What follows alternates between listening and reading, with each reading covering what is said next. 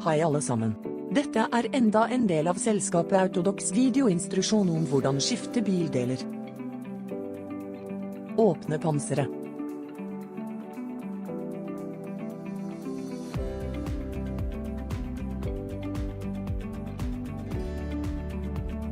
Fjern kupéfilteret.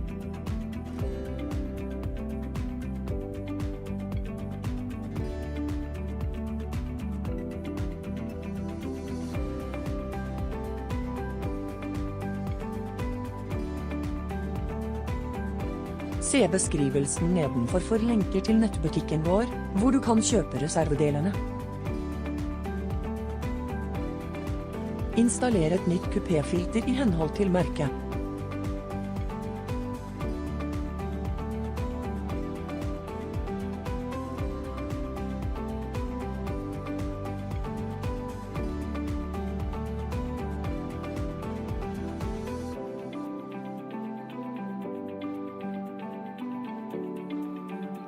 Lukk panseret.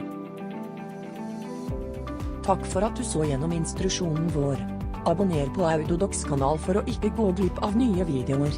Hvis du likte denne, trykk på lik-knappen og med vennene dine. Ha en fin dag.